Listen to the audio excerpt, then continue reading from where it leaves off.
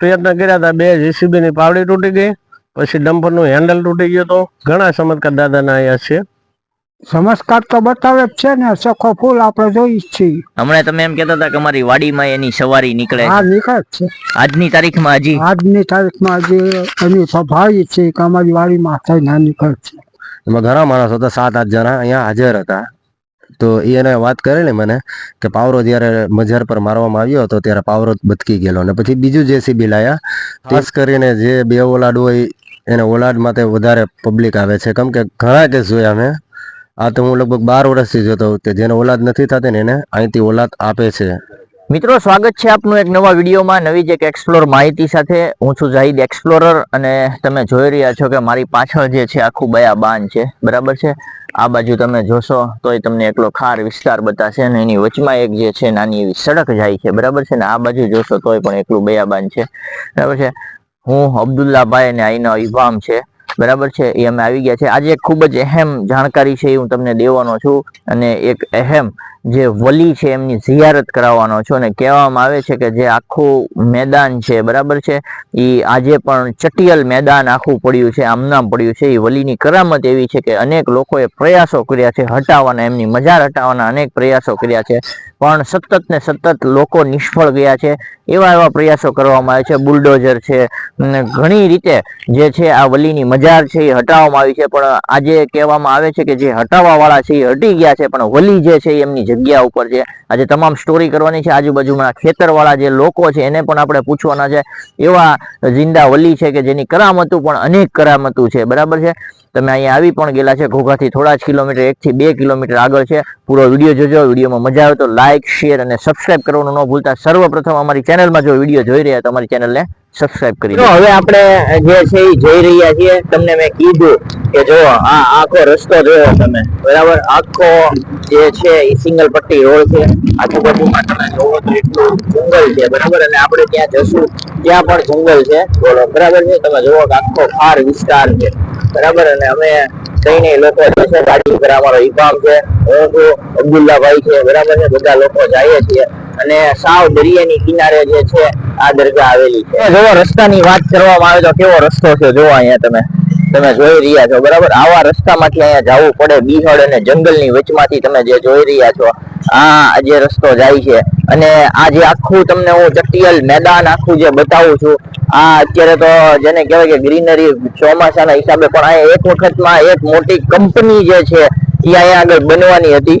અને કહેવામાં આવે છે કે બાપુ જે છે એની મજાર જે છે એ હટાવવામાં આવી, બરાબર છે. અને એ મજારને લઈને જેને કહેવાય છે કે બાપુ છે એવા જલાલની અંદર આવી ગયા કે આજે પણ આ જે તમે જોવો છો કે આખું ચટિયલ મેદાન છે, હજી આમનામ પડ્યું છે. અહીંયા આગળ કોઈ જે છે એ ખીલ્લી પણ નથી મારી શકતું, બરાબર છે. એ જે આ કાસમશા પીરની જે જલાલિયત છે એ આજે પણ જેને કહેવાય કે બરકરાર છે.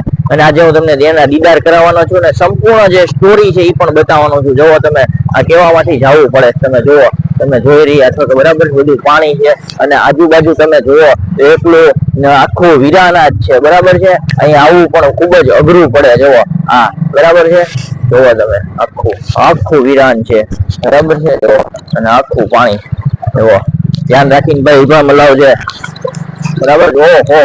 જોવો આખું કહેવાય છે કે અહીં અમુક વખતે જંગલી જાનવરો પણ આવતા હોય છે. ઈબામ, વાત સાચી છે? આવે છે. નીલગાય હોય છે, ચિત્તા હોય છે, દીપડા હોય છે. ચિત્તા તો આપણે ભારતમાં જ નથી, દીપડા હોય છે એમ કહેવામાં આવે છે, બરાબર છે. એવો આખું મેદાન છે ને ભાઈ આમનામ જ છે, બરાબર છે. બાકી અહીંયા આગળ એક બહુ મોટી કંપની બનવાની હતી, બંધ રહી ગઈ, બરાબર છે. ખાલી મિત્રો તમે મારી પાછળ જે આખું જોઈ રહ્યા છો આખી ગ્રીનરી છે. તમે જોવો છો જબરજસ્ત વ્યૂ છે, જબરજસ્ત લોકેશન છે, બરાબર. અને પાછળની સાઈડ જ છે ને એ દરિયો આવેલો છે, બરાબર છે. અને મેં જે તમને કીધું કે અહીંયા એક આખા જે વલી છે એ આરામ ફરમાવે છે ને, કે આ તમામ જે આખી જગ્યાઓ છે, આખી જગ્યાઓની અંદર એક અહીંયા એક જે જહાજની જે કંપની છે એ કંપની સ્થાપવામાં આવવાની હતી, પણ કંઈક ને કંઈક એવા અણબનાવોને લઈને આજે પણ કામ જે છે એ બંધ છે. અને તમે જુઓ છો કે અહીંનું લોકેશન છે ખૂબ જ બેસ્ટ છે. અને અહીંયા તમે જે જુઓ છો એ આ વલીની મજાર આવેલી છે ને કહેવામાં આવે છે આ પીરનું નામ છે કાસમ શાહ પીર છે. હું તમને અંદર જઈને એમના દીદાર પણ કરાવીશ અને એક સમયની અંદર હું તમને ડિસ્ક્રિપ્શનમાં વિડીયો પણ ચલાવીશ કે અહીંયા આગળ જે છે એ કાંઈ નહોતું, ફક્ત ને ફક્ત ખાલી મજાર હતી ને અહીંયા એક આખું મોટું જે ઝાડ હતું, બરાબર છે. અને લોકો જે છે એ સલામી કરવા માટે આવતા હતા.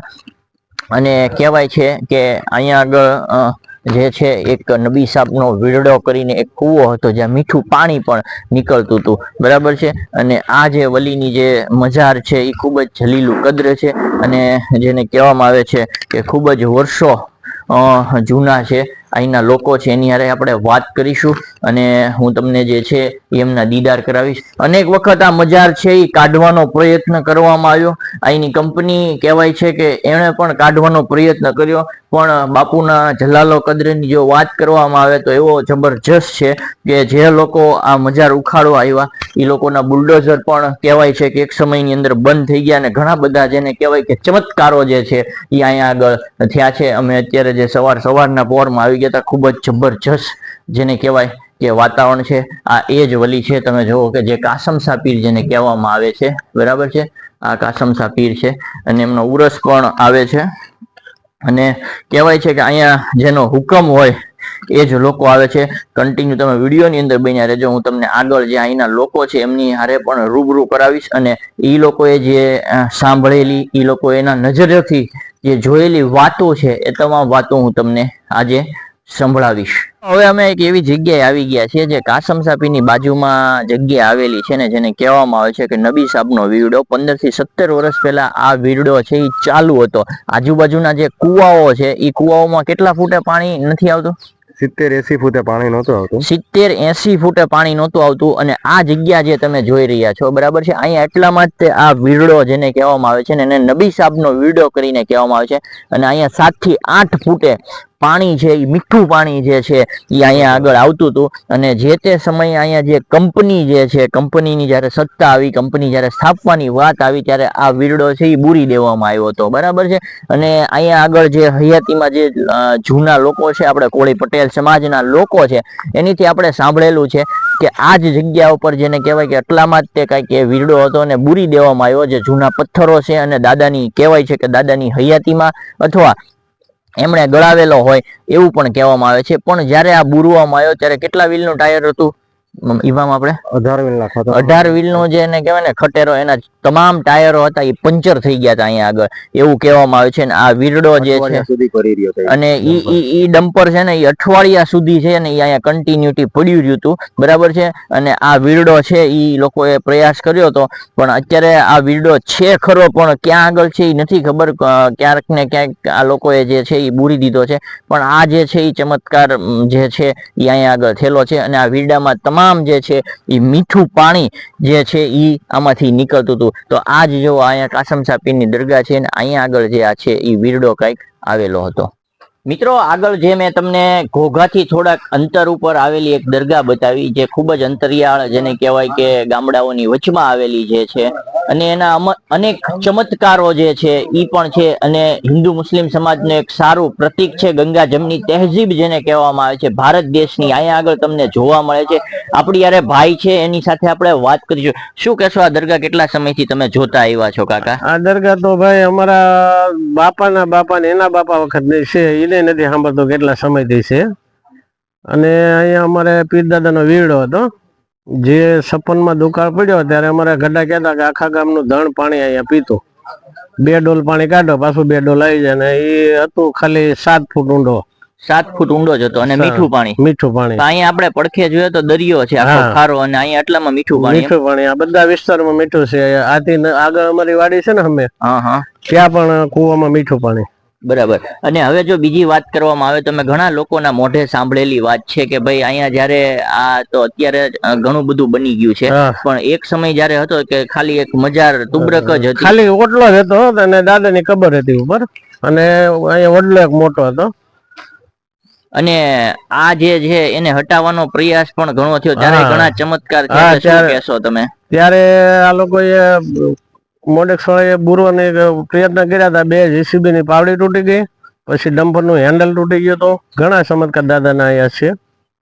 અને હાલમાં અહીંયા કેવા કેવા કામ થાય છે? કામ ધાર્યા બધાના થાય છે ભાઈ, અને દાદા માટે તો ખૂબ ભાવના હિન્દુ મુસલમાન બધા ખૂબ માને છે.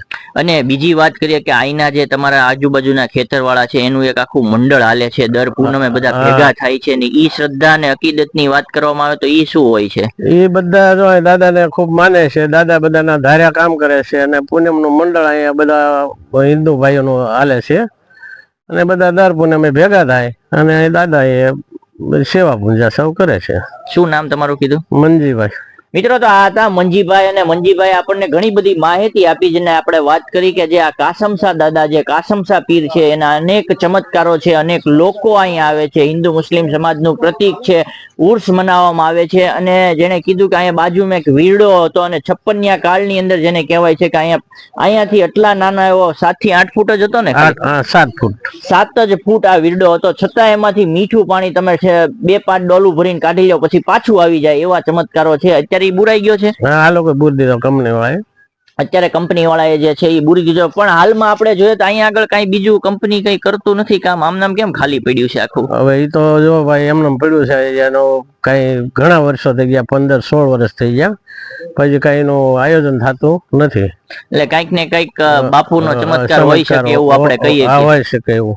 મિત્રો, મેં તમને બતાવ્યું કે આખો એટલી બધી મોટી એકરમાં જગ્યા છે, પણ આજની તારીખમાં આપણે જોઈએ છીએ કે જે છે હજી પણ વિરાન પડી છે. પણ એક સમયની અંદર અહીંયા ખૂબ જ મોટી જહાજની કંપની છે એ બનવાની હતી, પણ કયા મોડેક્સ છે એ બનવાની હતી, પણ કયા કારણોસર નથી બની એ તો હવે પીર દાદા જાણે. હવે એ પીર દાદા જાણે શું ચમત્કાર છે, શું વાત છે, શું વાયકા છે. પણ આજે જે આપણે વાત કરાવી, જે તમે બાજુમાં જ ખેતર છે ને તમારા બાજુમાં નજીકમાં સામે અહીંયા બાજુમાં જ જે ખેતર છે એ એમના બાપ દાદા વડવાઓ જે કે છે કે અનાદિ કાળથી જે જોતા આવ્યા છે, એ એમણે જે વાત કરી એ મેં તમને બતાવ્યું. દાદા, શું નામ છે તમારું? મારું નામ તો ઝવેરભાઈ છે. ઝવેરભાઈ, ક્યાં અહીંયા આજુબાજુમાં રહ્યો? હા, ઠીક. અને અહીંયા આગળ રોજ દર્શન કરવા જો આવું માલ લઈને આવ્યા તો દર્શન કરવા આવી. બરાબર. અને કેટલા વર્ષોથી જોતા આવ્યા છો? આમ તો પહેલેથી જોતા આવીએ છીએ. ઘણા વર્ષો વીતી ગયા છે ને.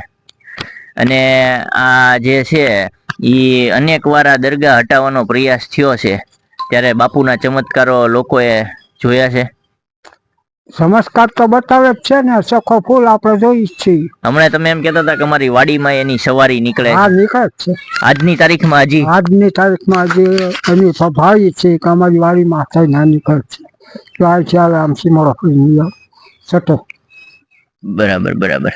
અને બીજું હમણાં આપણે વાત કરતા હતા કે જ્યારે અહીંયા આગળ એક કંપની કોઈ પણ સ્થાપવાની હતી, બનવાની હતી, અને ત્યારે એ લોકોએ બુલડોઝર લઈને આવ્યા, ત્યારે કહેવાય છે કે બુલડોઝરની પાવડિયું છે ઈ તૂટી ગઈ છે. ઈ શું કહેવો તમે? મોટા મોટા લોકોને પાસેથી સાંભળ્યું છે કે જોયું છે?